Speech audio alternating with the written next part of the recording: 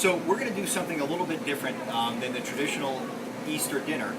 We're going to make, actually, let me start out by saying I was on vacation in Costa Rica a week and a half ago, and we had this dish at most breakfasts and most lunches, and it was available pretty much every dinner as well. It's called gallo pinto, which is basically black beans and rice.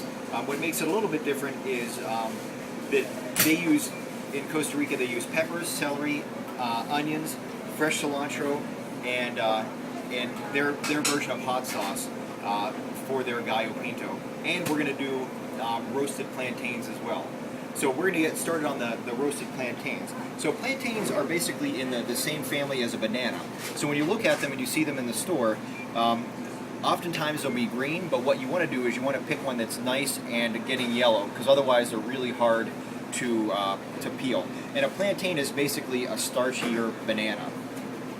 This is pretty common in Costa Rica, and especially through Central and South America as a side dish that they use. So we're going to take our plantain, and you can see that the skin is a little bit firmer than you would out of a banana, so it doesn't peel quite as easy as a banana does.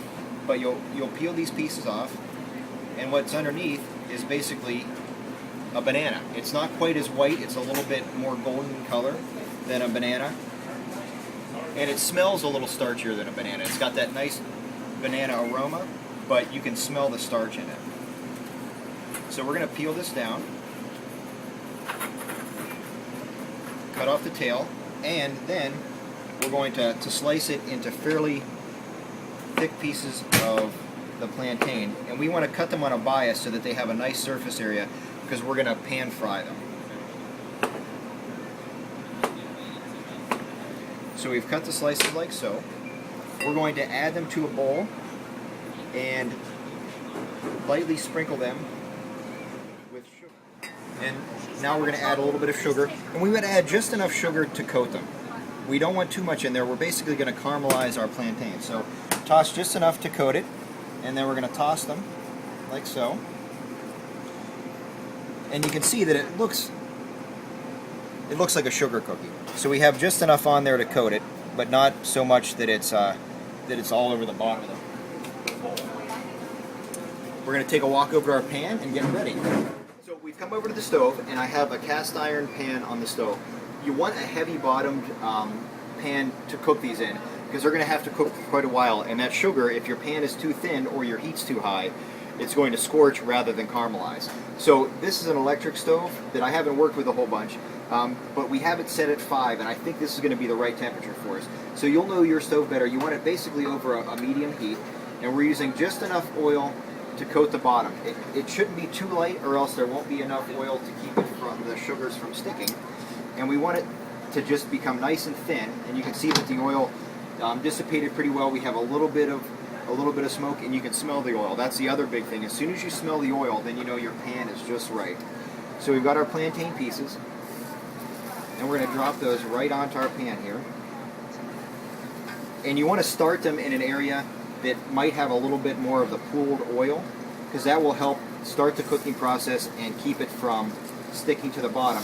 Once they start to caramelize, then you can move them around, but we don't have an even surface here, so most of the oil is pulled around the outside edge, so that's where we want to put our plantains. And in this process, you can eat a ripe plantain just like it is, so we don't have to worry about getting an internal temperature or worrying if it's cooked or not cooked. We're looking for more of a color, so we're looking for the sugar to caramelize, to get nice and golden brown. If you've ever had creme brulee, we're looking for that same similar look to the top. These you can toss with a little bit of oil and the sugar and bake them, but you'd have to bake them at a much higher temperature, probably about 375 to 400 degrees, to get that same color and caramelization that you would. And then once they've been on there for a second or two, give it just a little bit of a shake, just to make sure that it's not sticking. Our pan is well seasoned, so that means that it has had a nice oil coating while it was kept cold, so that's going to keep it from sticking on us. And then we'll take a peek at one of these just to see how long we've come. So you can see that it's just starting to caramelize here on the corner, and it's getting a little bit brighter yellow, and that's really what we're looking for. So we're going to let these cook, I would say probably 4 or 5 minutes on each side, depending upon how hot your pan is. So we've got, and we found here, we had a hot spot on one of these. So in the center of this oven, or this stovetop, is a much warmer area. So you're looking for nice caramelization. They can be different degrees. Some of them can be lighter than others.